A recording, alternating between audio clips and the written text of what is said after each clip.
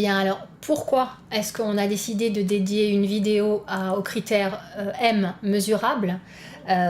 Pour moi, il y a 3 choses. Déjà, selon mon expérience, le critère mesurable, c'est le plus difficile à utiliser et à travailler dans le cadre de définition d'objectifs. Après, je me dis aussi que si on a mis du temps à penser à ces objectifs, à les discuter avec sa hiérarchie ou son collaborateur, à se mettre d'accord, à les écrire pour en faire un suivi, etc., c'est évidemment parce qu'on souhaite à la fin pouvoir les évaluer. Donc si on a fait un bon travail de clarté de l'aspect mesurable de l'objectif, il sera d'autant plus facile d'évaluer et de regarder si l'objectif est complètement atteint, partiellement atteint, pas du tout atteint, des fois dépassé, parce que ça arrive. La dernière des choses, c'est que quand on s'est mis d'accord sur les aspects mesurables, on peut se douter qu'il y aura très très peu de litiges en fait à la fin de la période d'observation ou de la période qu'on s'est donnée pour travailler sur l'objectif entre la personne qui aura travaillé et la personne qui va l'évaluer, puisque les choses auront été claires dès le départ. Donc des fois, il faut travailler un petit peu en amont pour éviter des problèmes en aval. Voilà. Bien, alors, pour moi, il y a 3 différents types d'objectifs. On a les objectifs quantitatifs, on a les objectifs qualitatifs, et puis on a les objectifs de développement personnel dans le cadre du travail, bien sûr. J'aimerais les distinguer parce que, selon moi, la façon dont on va rendre ces objectifs clairs de façon à pouvoir les évaluer, elle est un petit peu différente selon la nature des objectifs. Donc les objectifs quantitatifs, c'est les plus faciles à mesurer. Pourquoi ? Parce que quantitatif, ça veut dire qu'on a pu les exprimer en chiffres, ou alors ça veut dire que c'est binaire, 0 ou 1, ça veut dire c'est fait ou c'est pas fait, et donc les choses sont claires. Par exemple, lancer notre nouvelle gamme de produits cosmétiques au 1er janvier 2017. Ça, c'est très clair. L'objectif principal, c'est le lancement à une certaine date qui doit conditionner un certain nombre de choses. Soit la date, elle est respectée, on a bien fait notre travail, soit la date, elle n'a pas été respectée et ça génère d'autres choses. Bien sûr, on pourrait se dire, oui, mais la qualité du lancement, etc., qu'en est-il ? Donc ça peut être l'objet d'autres objectifs pour savoir si le lancement a été bien fait, bien préparé, mais par rapport au respect de la date, cet objectif-là, il est très simple à suivre. Un autre exemple, avoir recruté par exemple 2 nouveaux chefs de projet pour juin 2016. Ça aussi, c'est très clair. On sait de combien de personnes on a besoin, quel type de profil, on sait pour quand. L'évaluation n'en sera que plus simple. Autre chose, augmenter le chiffre d'affaires des imprimantes XXX, on dit que c'est un modèle, de 20% en 2016 par rapport à 2015. À nouveau, là, c'est peu soumis à interprétation. Par contre, peut-être à discussion entre le commercial et son manager avant, bien sûr. Mais une fois qu'on s'est écrit ça, on sait exactement ce qui doit être fait. Quelque chose un petit peu différent, là, pour la fin mars, avoir rappelé l'ensemble des participants de la conférence du lancement de notre nouveau produit, pour effectuer un suivi, soit un envoi de documentation, soit une organisation d'un rendez-vous, soit téléphonique, soit face-face. Donc là, effectivement, il y a des choses très quantitatives là-dedans. Pour fin mars, on sait pour quand c'est. Contacter l'ensemble des participants. J'imagine qu'il y a une liste des gens qui ont participé à cette conférence de lancement. Il s'agit de savoir qu'on a recontacté bien toutes les personnes. Après, du coup, l'objectif, on saura si ça a été fait, pas fait, partiellement fait si on n'a pas pu contacter tout le monde. On aurait pu rajouter d'autres objectifs quantitatifs, c'est-à-dire combien de rendez-vous si on a eu 100 participants, on se donne un objectif de décrocher combien de rendez-vous par exemple. Donc 20 rendez-vous, 10 rendez-vous, selon ce qui paraît juste à l'organisation. Voilà. Donc tout ça, vous voyez, les objectifs quantitatifs sont relativement faciles à évaluer parce que les chiffres sont tangibles et aident bien à le faire. La deuxième catégorie d'objectifs qui est un petit peu plus difficile sont les objectifs qualitatifs, parce que qualitatif, ça veut dire qu'ils sont difficilement quantifiables. Par exemple, augmenter la motivation de l'équipe. Pas facile. Résoudre le conflit entre telle personne et telle autre personne. Oui.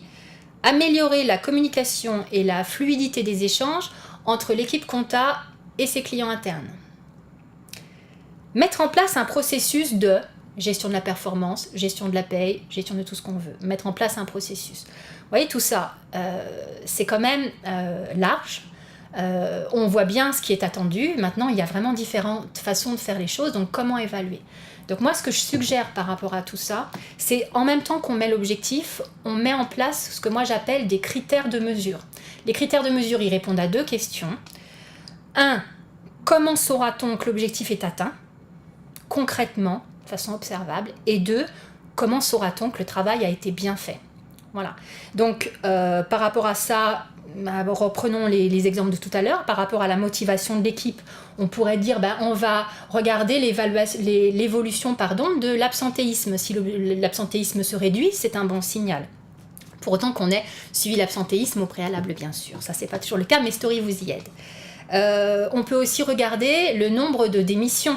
Si on est une entreprise où il y a eu beaucoup de démissions suite à des motivations de l'équipe, on peut voir si le courant se ralentit, etc., etc. On peut demander aux intéressés un retour, directement leur demander quel est leur degré de motivation, peut-être après une période, par exemple lors de l'entretien d'évaluation annuelle, ou alors on peut demander au RH de demander leur avis aux personnes, et donc on peut mesurer l'augmentation éventuelle de la motivation de l'équipe.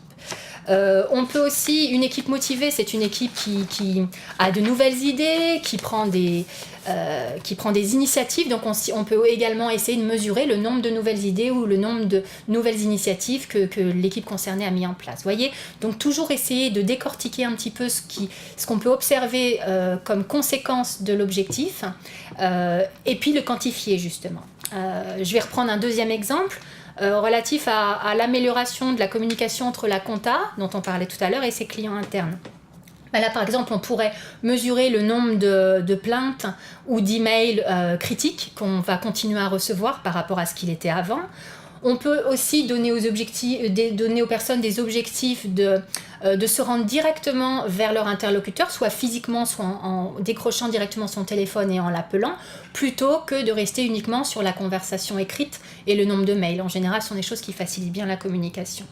On pourra encore demander aux intéressés leur perception après un certain temps et un certain nombre d'actions de correction prises sur donc leur perception sur l'évolution ou non de la qualité de la communication. Voilà. Donc tout ça, ça veut dire quand même, vous le voyez, qu'on va se doter de critères qui ne seront pas toujours strictement objectifs.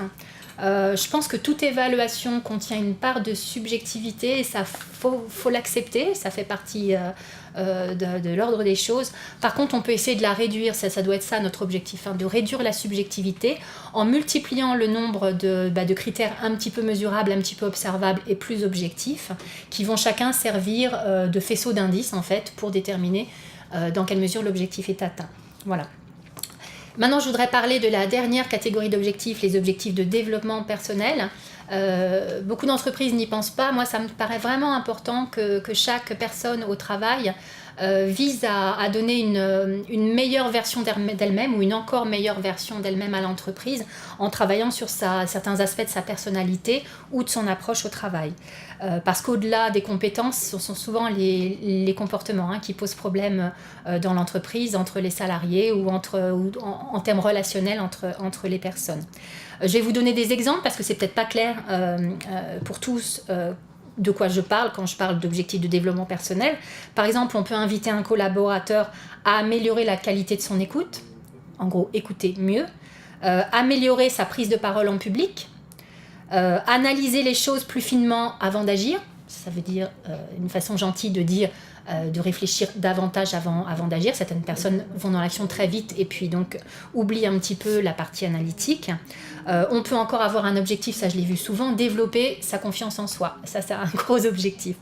On peut aussi demander par exemple à un manager d'être plus ouvert et disponible pour son équipe, de déléguer davantage, d'être plus ferme. Voyez, tout ça, ce sont donc plutôt des façons dont on va faire son travail.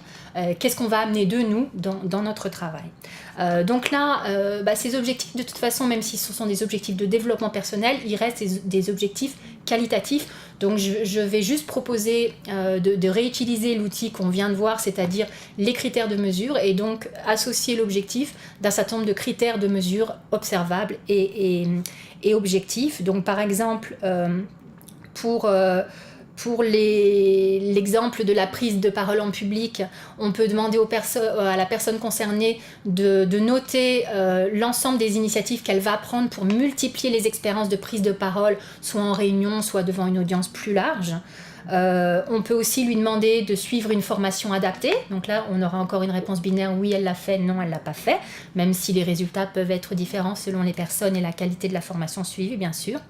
On peut aussi mesurer dans le temps l'évaluation de la personne concernée sur elle-même, comment elle s'est sentie après telle intervention, est-ce qu'elle est contente de ce qu'elle a fait, est-ce qu'elle s'est sentie mieux, plus en possession de son sujet, etc.